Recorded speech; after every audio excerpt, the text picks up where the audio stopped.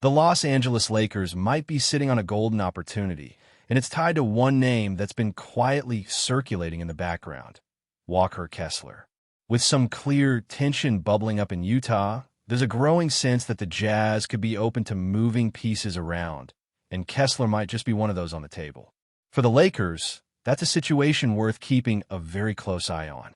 Now, let's break this down, not from a hypothetical standpoint, but from a realistic angle of how this could reshape the Lakers' present and future. Walker Kessler just turned 24 in July. He's still young, but already among the most elite rim protectors in the league. We're talking about a guy who, statistically, ranks just behind Victor Wembanyama in nearly every major defensive metric. And in some categories, he's already better. This isn't a long-term project. This is a young player who can give you immediate defensive production and anchor your interior for the next decade. The question is, does that actually fit with the Lakers' current plan? Because if you're going after Walker Kessler, you're not bringing him in to sit on the bench. That's not the kind of player or the kind of contract situation we're talking about. You will be bringing him in to start, which immediately brings up the big if surrounding DeAndre Ayton. If Ayton lives up to expectations, if he becomes the kind of dominant force many believe he could be next to Luka Doncic, then it's hard to justify trading for someone like Kessler. And that's a key distinction here. As much as Kessler is a fan-favorite type of player, and as tempting as his defensive upside is, Ayton might simply be the better fit, especially for a team like the Lakers that's looking to contend right now, not in 3 or 4 years. Ayton is more developed defensively. He's not just a lob threat. He's someone you can dump the ball to in the post, who can hit turnaround jumpers, who can finish with finesse, and who doesn't completely rely on a playmaker to set him up. That's a big deal when you're talking about building around someone like Luka Doncic. Luka doesn't need someone who has to be spoon-fed. He thrives with a big man who can keep the defense honest, who can space the floor a little, and who can handle his own touches in the half-court. Ayton checks more of those boxes than Kessler does. And even though Walker might have more raw defensive upside, DeAndre has the physical tools and enough motivation to raise his own game on that end of the floor. In fact, he's publicly said he wants to become a better rim protector and shot blocker. The desire is there, and the tools have always been there. But here's where it gets interesting. Let's say Ayton does have a breakout season with the Lakers. That's great, but what happens next summer? Does he price himself out of Los Angeles? Because let's be real, if he's as good as people expect, that next contract could be massive. Think $35 or even $40 million a year. And if that happens, the Lakers are going to have to make a big decision. Are you willing to commit that much money to Ayton long-term? Or do you pivot and look for a younger, possibly more affordable option like Kessler? That's why the idea of Kessler isn't going away anytime soon. Even if it's not something the front office is pushing hard for right now, it should still be tucked away in the back of Rob Pelinka's mind. Because if Ayton doesn't work out, if he underperforms, gets injured, or just doesn't click with the core, you're right back to square one next offseason, looking for a reliable big man. And that's when the Kessler card becomes very, very valuable. Now, let's flip the script for a second. Let's say you're given the option to choose between the two today, Ayton or Kessler. Who do you take? If you're trying to win a title in the next 2 to 3 years, you probably lean Ayton. He's more experienced. He's proven in playoff settings. He's already shown he can be a double-double machine with shot-blocking potential. Walker, on the other hand, is still developing offensively. His defense is elite, no doubt, but he's not someone you can really trust on the offensive end yet. And that's a major factor in the Lakers' decision-making process. You don't just need a big who can block shots. You need someone who can survive in a playoff series, who can contribute on both ends of the court, who can keep the offense flowing when the pace slows down in the postseason. That's where Ayton has a clear edge, at least for now. But the conversation doesn't end there. Because even if you're high on Kessler, you have to consider what it would take to get him. Utah's not going to let him go for free. You'd be looking at giving up real assets, possibly a young player, a pick, maybe even both. And that's where the equation shifts. Would you rather give up assets for Kessler when you already have Ayton? Or keep those assets, develop the roster depth, and use those pieces to fix other pressing needs like perimeter defense, shooting, or a backup playmaker? The truth is, the Lakers have other holes to fill, and those holes might be more urgent than adding a second high-level center. You can still upgrade the backup 5 spot without swinging big for someone like Kessler. There are other names on the market who could come in and fill minutes behind Ayton without disrupting the cap sheet or the rotation. Nick Richards is one example. You don't need a star to play 15 minutes a night off the bench. You need someone reliable, physical, and focused. All of that said, if for some reason Ayton doesn't stick around next year, maybe he wants too much money, maybe he just doesn't fit, then yes, Walker Kessler jumps right back to the top of the wish list. He's got years ahead of him. He's shown flashes of being a solid passer out of the post, and there's even a tiny bit of floor-stretching potential there. That's not fully developed yet, and you're not going to rely on it in crunch time, but it's something. He's also someone who could benefit massively from playing next to a guy like Anthony Davis. Imagine that defensive duo on the court together. Good luck scoring in the paint against those two. And speaking of Davis, part of the intrigue here comes from the possibility of eventually moving him to the 4 more permanently. That's something that's been floated for years, but it never quite materialized because the Lakers never had that ideal defensive anchor next to him. Kessler could be that guy. In a world where you want to limit Davis's physical wear and tear while maximizing his offensive efficiency, having someone like Walker handling the dirty work down low makes a lot of sense. But again, all of this hinges on Ayton. If he's good, if he's consistent, and if the price is right, you stick with him. You don't need to complicate things. Keep your assets, invest in other parts of the roster, and try to build a legitimate championship contender around the core of Luka, Ayton, and whoever else steps up. But if things go sideways, if Ayton walks, or the price tag gets ridiculous, then the Lakers have a clear plan B that's not just reactionary, but smart. Walker Kessler could absolutely be that safety net, and maybe, just maybe, the long-term solution at center the franchise has quietly been searching for. There's something about Walker Kessler that keeps the conversation alive, even when the odds say he's not a current priority.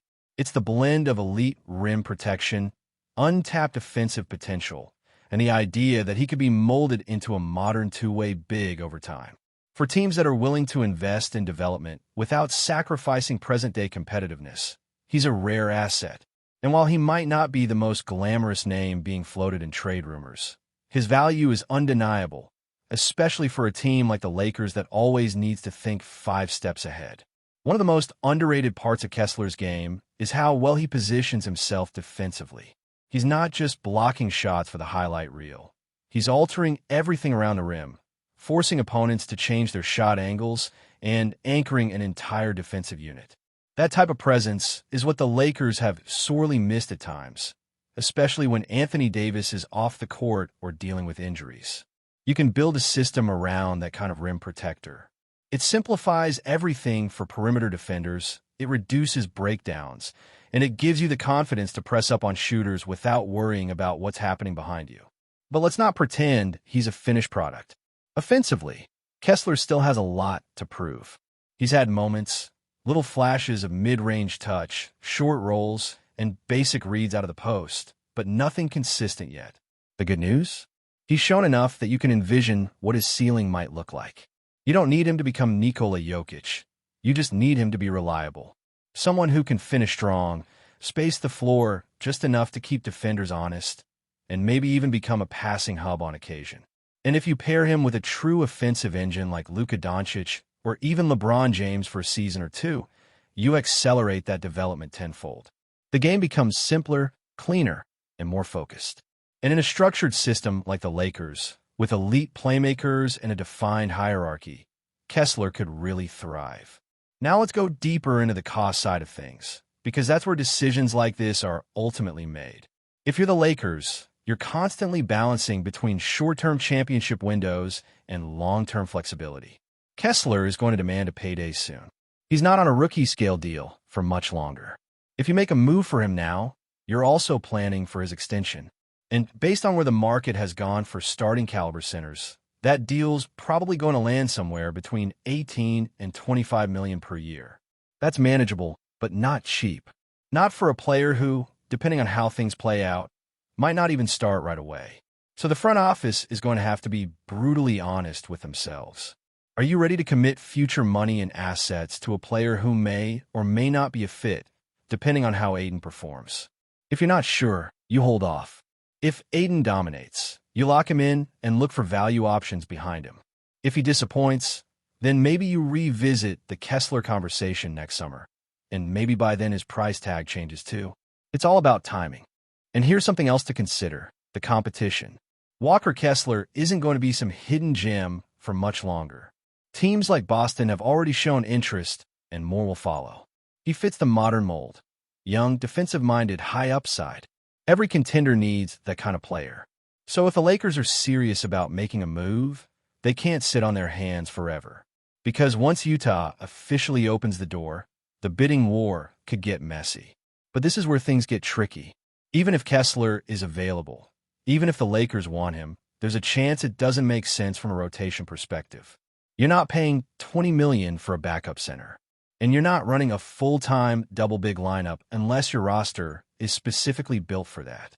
Could Anthony Davis slide to the 4 permanently? Sure, but that's been discussed for years and never quite stuck. Would LeBron be okay playing with 2 non-shooting bigs clogging the paint? Probably not. That's the challenge. As good as Kessler is, the roster has to be structured in a way that actually allows him to maximize his impact. That brings us to the real question: what do the Lakers want to be next year and beyond? If they're going all in on the win-now model, pushing every chip to the middle of the table while LeBron's still around, then maybe you lean Ayton. He's ready. He fits the current offensive identity, and he's already battle-tested in high-pressure situations. But if the franchise is starting to shift toward a post-LeBron future, if they're planning for a longer-term build around Luka and whoever the next wave of stars is, then Kessler becomes a lot more appealing. Because you're not just getting a serviceable big, you're getting a potential anchor who could hold down the paint for a decade. And let's not forget the emotional side of basketball. Chemistry matters. Fit matters. Ayton has the kind of personality and playing style that meshes well with star guards. He's already had success alongside elite playmakers like Chris Paul. The leap to Luka, or even D'Angelo Russell in spurts, isn't a big stretch. Meanwhile, Kessler is still figuring out his offensive identity. He's not the most vocal guy, not the type to demand touches or space. That works well in certain systems, but in others, it can make him fade into the background. Before we continue, we ask that you leave a like and subscribe to the channel so you won't miss any exclusive Lakers updates.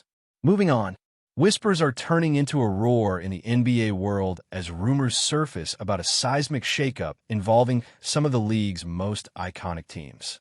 According to sources close to the Los Angeles Lakers, a move that could redefine the balance of power in the Western Conference may be on the horizon. While official confirmations are scarce, speculation is reaching fever pitch. A new superstar could soon be donning the jerseys of both the Utah Jazz and the Dallas Mavericks in a move that has fans and analysts alike on the edge of their seats. The buzz began earlier this week when insiders hinted at talks behind closed doors involving a player whose talent and marketability could instantly transform any franchise. The Lakers' connection to this potential transaction has added fuel to the fire, suggesting that the ripple effects could be felt across multiple teams, from Salt Lake City to Dallas and all the way to Los Angeles. While the specifics remain murky, the mere possibility of such a player joining the Jazz and Mavericks simultaneously has created an unprecedented wave of excitement and confusion among the league's followers. NBA enthusiasts are speculating wildly.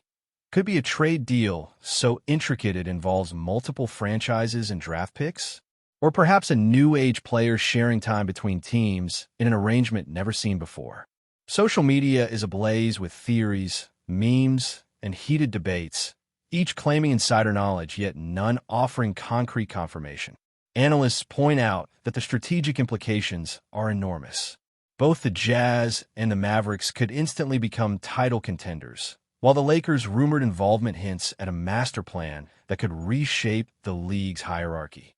Even veteran players have been drawn into the conversation, with whispers that locker rooms are already buzzing about how a new superstar could fit into existing dynamics. Fans, meanwhile, are imagining highlight reel plays, buzzer beaters, and playoff runs that could define an era. For now, Everyone is holding their breath, waiting for that elusive official word. Until then, the rumor mills will continue to churn, and the NBA world will watch with rapt attention, ready for what could be the most shocking and game-changing announcement of the season. Stay informed exclusively about Los Angeles Lakers news. Subscribe to our channel and hit the like button to keep receiving daily updates. Also, share your opinion on the news in the comments, as your contribution is crucial for the Lakers. Stay tuned for the next video.